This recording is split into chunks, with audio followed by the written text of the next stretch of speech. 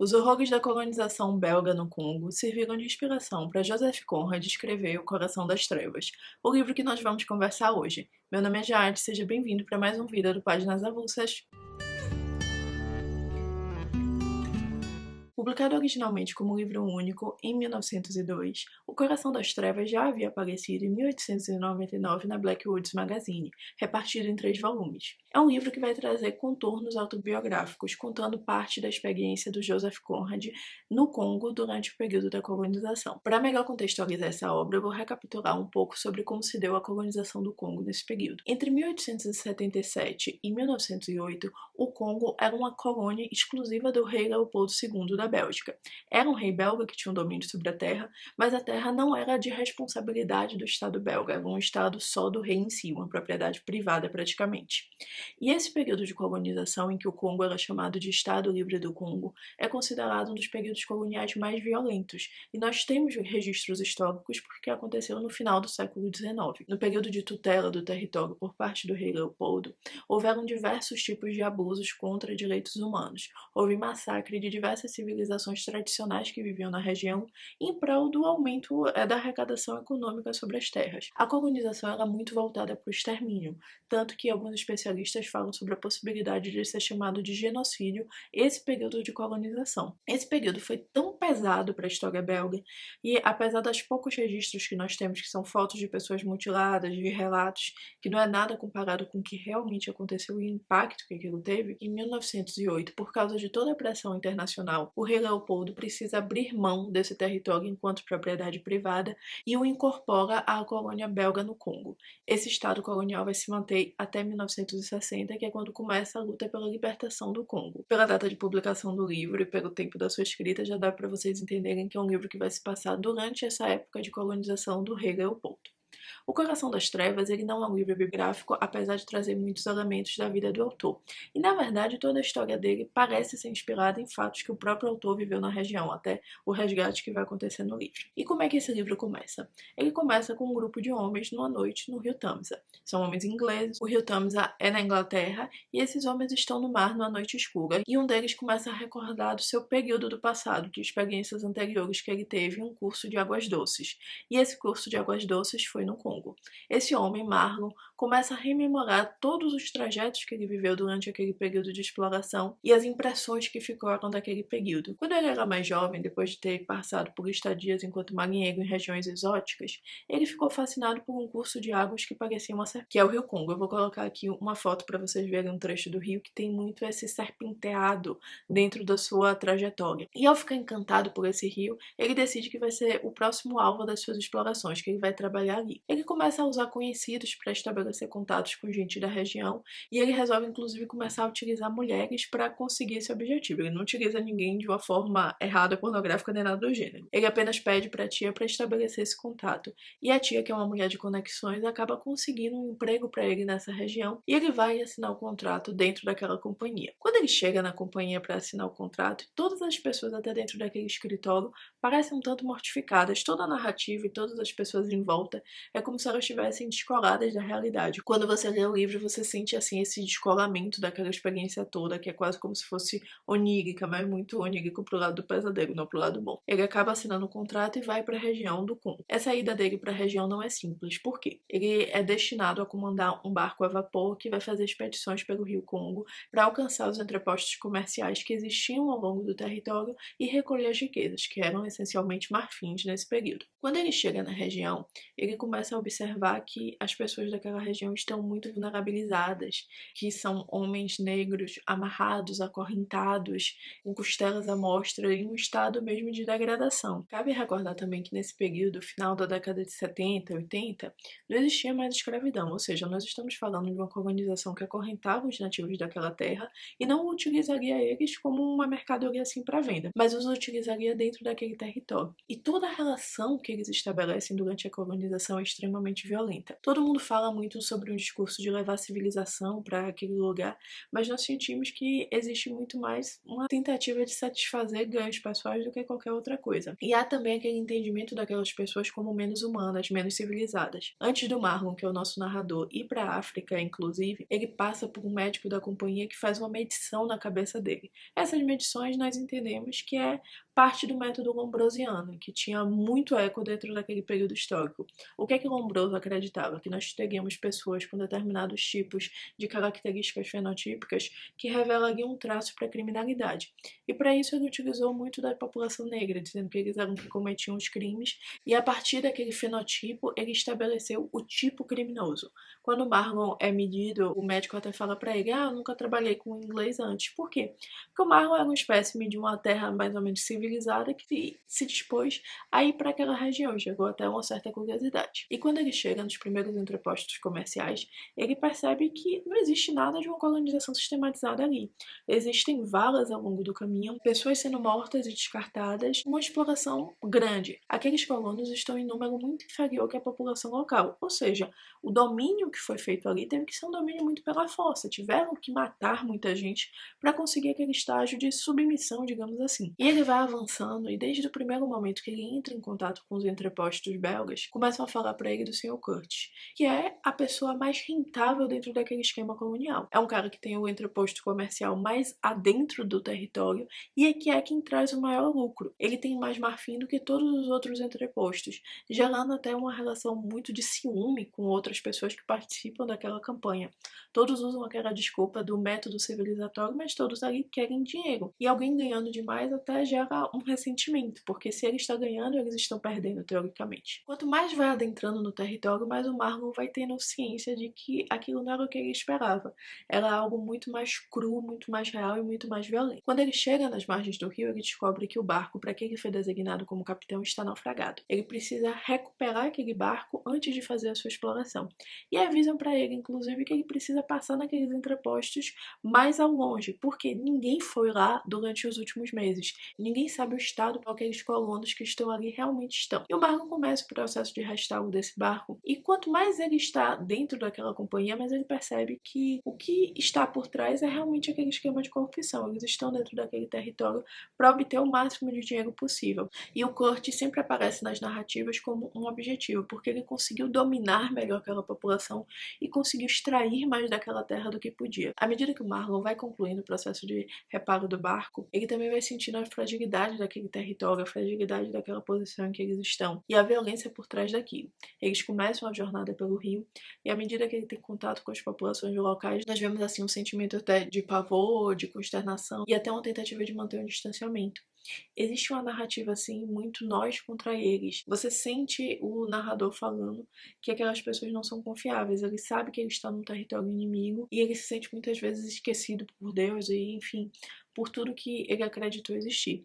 E à medida que a floresta vai avançando, ele vai percebendo que ele está caindo num mundo que ele não tem controle nenhum, que é o coração das trevas. Aquela é uma zona que não tem para onde fugir. Quem está ali está preso entre pessoas que não falam sua língua, entre pessoas com outras culturas, entre povos com práticas canibais. Tudo isso gera, assim, um desconforto, que é aquela ideia muito do outro, do selvagem, do estranho. É aquela oposição entre eu e o outro, como se eu fosse o superior e o outro fosse o objeto do meu medo. E Marlon fica cada vez mais querendo conhecer quem é o Kurt, que é o homem que supostamente conseguiu dominar aquilo tudo e conseguiu, no coração das trevas, fazer reinar uma civilidade, pôr o tipo de civilização deles dentro daquele território. Só que quanto mais próximo se chega do Kurt, mas ele vai percebendo que o Kurt é muito mais um louco do que uma pessoa assim admirável em muitos momentos. E outras pessoas vão estabelecendo contato com ele e ajudam nessa narrativa de quem é o Kurt. E nós só vamos conhecer de fato quem é o Kurt muito mais pro fim do livro, pro terço final, que é quando o Marlon finalmente chega naquele entreposto mais afastado. Depois de meses pro reparo do barco, para chegar naquele rio até aquele entreposto, e quando ele chega, ele entra em contato com um russo e descobre que o Kurt, que é uma figura que ao longo dessa viagem ele ficou pensando em todos os momentos, não pensou como ele era fisicamente, mas pensou que o queria ouvir, porque era um homem que aparentemente inspirava paixões naqueles povos. Ele descobre que o Kurt está muito mal de saúde já está muito mais morrendo do que qualquer coisa. Um russo com quem ele grava a conversa, fala que sequer sabe muitas vezes reconhecer o Curtis dentro daquela estrutura, que é como se ele tivesse sido todo absorvido por aquela população. Ele faz explorações profundas dentro do território, volta cercado de marfim, que tentam até diminuir, dizendo que é marfim fossilizado, ou seja, marfim que já tinha sido enterrado, de bicho morto, e não necessariamente caçado. Porque o que é o marfim? O marfim são as presas do elefante. Então, um marfim fresco mata antes de tirar a presa. Marfim fossilizado, em tese, o elefante já estava mortinho e se tira. Mas eles tentam diminuir isso, mas o narrador fala que ele sente muito mais ciúmes, porque o Curtis, ele estava numa posição de assumir um lugar de muito destaque dentro daquele processo que eles dizem que é civilizatório, mas que na verdade é um processo de roubo mesmo e de violência. E ele, quando chega lá, já descobre que o Curtis já tinha sido praticamente absolvido por toda daquela região. Ele já estava no final das suas forças, quando o nosso narrador o encontra. Ele ainda consegue falar, ele faz com que os selvagens o levem até o encontro dessa embarcação que acabou de chegar, aceita em parte o resgate, mas o narrador deixa muito claro que ele entende que o Curtis já é um homem praticamente morto ali. Nós vemos que ele dominou aquela população de fato, e toda aquela população imprime um respeito para ele. O nosso narrador, inclusive, encontra papéis dele escritos e percebe que ele era um grande orador, um homem que daria para política, daria para outras atividades, e que foi para aquela terra em busca de riquezas e conseguiu manipular a opinião daquela população para conseguir aquilo. No entanto, aquilo custou a própria vida, porque ele olhou demais para dentro das trevas. E assim, você olha demais para as trevas uma hora podem olhar de volta, que é muito essa relação. E o Curtis tinha uma prometida em casa, o nosso narrador descobre isso, ele tem cartas para ela, mas ao mesmo tempo, ele não vai chegar. Toda aquela vida, todo aquele respeito que ele inspirou, todas aquelas narrativas eram todas frustradas. Durante o caminho de volta, o nosso narrador vê o Curtis morrendo, ele vê algo que podia ser grande indo embora. Ao mesmo tempo que ele olha para aquelas trevas, ele entende como aquele homem foi consumido por aquilo. E as últimas palavras do Curtis são o horror, o horror. Nosso narrador, o Marlon, fica com alguns escritos que alguns membros da companhia até tentam apreender, mas ele decide que vai devolver para a prometida de Curtis. Por que aqueles homens ainda querem saber mais daquele homem? Não é porque as ideias dele eram fascinantes, mas porque ele teve um método eficaz de extração de marfim. E todos têm uma inveja e querem replicar aquele método, só que o nosso narrador, à medida que reflete sobre as últimas palavras do Curtis, ele entende que o horror era tudo que sobrava daquela região, era o que sobrava daquele processo colonial, era o que sobrava daquela exploração, era o que sobrava do próprio Curtis. E um ano depois, nós temos que entender a distância, ele estava na África, no meio do Congo, não era assim, da noite pro dia pegar um avião e voltar. Ele acaba voltando para a civilização e vai encontrar a prometida do Curtis, de quem o Curtis falou em seus delírios, mas nunca voltaria a ver. E essa moça está toda revestida de luto e ela quer saber mais do Curtis, ela ainda é fiel à memória dele. E o narrador entrega as palavras para ele, a moça fica exultante, achando que ele tinha pensado nela, que só ela entendia a alma dele e ele estava pensando nela nos últimos momentos, estava tentando pensar naquela civilização, naquela utopia, naquele objetivo que levou ele para aquela terra. E ela pergunta para ele as últimas palavras do Curtis, e ele diz que foi o nome dela, só que não é verdade, foi o horror, o horror. O narrador encerra sua história, volta pro Tamisa, olha para aquele escuro e reflete sobre aquele grito, sobre aquele horror que toda aquela escuridão traz. E o livro termina. Não é um livro com uma moral nem nada do gênero, mas nós podemos fazer reflexões a partir disso. Ao Curtis trazer pro seu leito de morte o horror, quer dizer que todo aquele ambiente para qual ele foi levado o engoliu. Ele não teve, digamos assim, uma escapatória por ter se exposto tanto àquele local. Também é possível nós pensarmos que o excesso de violência, o excesso de barbárie que foi visto, não permitia que o melhor dos oradores daquela civilização permanecesse como uma figuração. Não tinha sanidade possível depois de se adentrar ali naquela mata, naquele processo colonizatório. E a moça, que é o exemplo daquela civilização toda, quando ela pergunta as últimas palavras, aquela civilização quer sentir que ela ainda é o centro, que ela ainda é a parte mais importante. Mas depois de ver a barbárie, o que sobra é o horror. Não sobra uma referência da civilização, não sobra o que levou o homem para aquela exploração destinada ao fracasso. Sobra mesmo só o horror para aquele mundo que ele foi transportado. E quando nós pensamos nisso, nós ainda temos aqui muito aquela ideia de nós contra eles, como se as populações tradicionais daquelas regiões fossem menos do que as populações europeias, o que é um discurso que em alguns momentos até permanece até os dias atuais. E nós vemos que o autor não faz uma tentativa de mascarar a crueldade que acontecia ali. Ele fala que as pessoas tinham as costelas expostas por cima da pele. É tudo uma tragédia anunciada. E pelo quê? Por presa de elefante, por marfim. É algo que não tem uma utilidade prática propriamente dita. Não é você fazer algo porque você precisa, não é você fazer algo por comida, é você fazer algo por lucro, por ganância. E aquelas pessoas usavam todos um discurso de levar moralidade, levar civilização. Mas que civilização? Eles estavam levando a cabala. Eles tinham problema com a população local enquanto não serviam os próprios caprichos deles. Quando nós pensamos do ponto de vista colonial, nossa, é um livro bastante interessante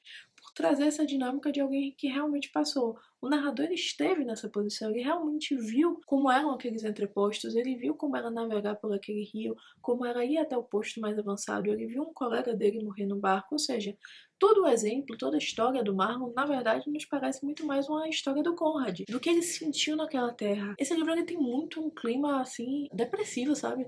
Você lê ele, pelo menos foi como eu me sentia sufocada dentro da narrativa. Era como se aquela floresta fosse me cercando dentro dela, como vai cercando o narrador e todas aquelas pessoas, até que você vê que não tem uma saída. E também não tem uma saída porque você quis se meter naquilo. Você achou que aquilo era outro, você caiu em falsas promessas. Era só a corrupção humana no seu máximo. E essa corrupção, quando chega ali naquele estado de natureza primitivo, não pode ser mascarada, porque naquela terra ninguém se importava com ninguém. Todas aquelas pessoas que participaram daquela aventura não se importavam com quem tivessem que matar, quem tivessem que explorar. Eles só queriam mais marfim, porque mais marfim significava mais dinheiro. E mais dinheiro significava mais poder quando retornasse. Só que a maioria não queria retornar. Ia ser engolido por aquela terra, engolido por aquelas doenças, porque eram todos almas pequenas, almas frágeis dentro daquele território que era imenso. E que trazia praticamente uma maldição para quem resolvesse adentrar dentro dele. Porque você cruzou uma fronteira que não devia cruzar, você se impôs para quem não devia se impor, você mexeu com uma cultura que você não devia mexer. É um livro bastante interessante em termos narrativos por isso. Não é, assim, o meu livro favorito da vida, mas é um livro que eu gosto para refletir, principalmente sobre essa dinâmica exploratória em um viés mais moderno.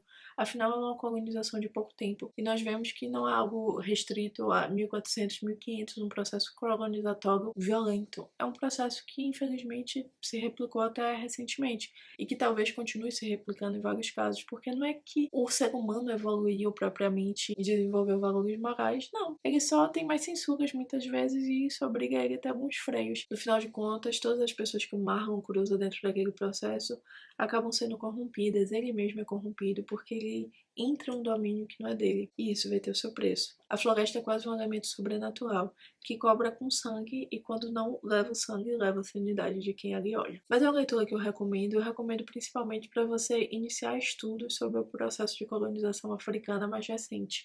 Ele é um livro que ajuda a trazer o panorama de alguém de baixo que esteve ali e que consegue descrever aquilo como um horror, por mais que seja literatura, mas é muito mais biográfica. E ao mesmo tempo, quando você relaciona isso com os dados históricos, as fotos que existem disponíveis sobre as mutilações feitas das populações locais, sobre a forma com que pessoas foram mortas naquela região, aquilo serve para mostrar como o ser humano, na verdade, ele é muito mais próximo da barbárie do que qualquer outra coisa. Nós só fingimos que somos civilizados muitas vezes. É uma relação estranha, sabe? Eu não gosto de livros que tratam o homem como um ser corrupto totalmente, como um ser que tende à decadência, à degradação e ao mal, mas infelizmente também tem tantos livros que falam o oposto que te fazem refletir. Será que a natureza humana não tende muito mais à corrupção do que qualquer outra coisa? Eu ainda prefiro acreditar que os seres humanos podem ser bons, mas livros como esse deixam um sentimento agridoce, principalmente porque o Marlon fala que as mulheres vivem numa ilusão, pensando que o mundo não é como ele é, e que se elas soubessem os horrores que se passam, e as últimas palavras não iam ser o nome de uma amada, mas foi o horror, o mundo delas seria destroçado. Talvez meu pensamento otimista seja por eu ser mulher. Talvez minha vida seja destroçada se eu pensar que o mundo é muito mais cruel. Talvez seja só bobagem, mas enfim. É uma leitura que vale a pena. E esse é o vídeo de hoje. Se você gostou do vídeo, curte, se inscreve no canal e nos vemos no próximo. Tchau, tchau, gente.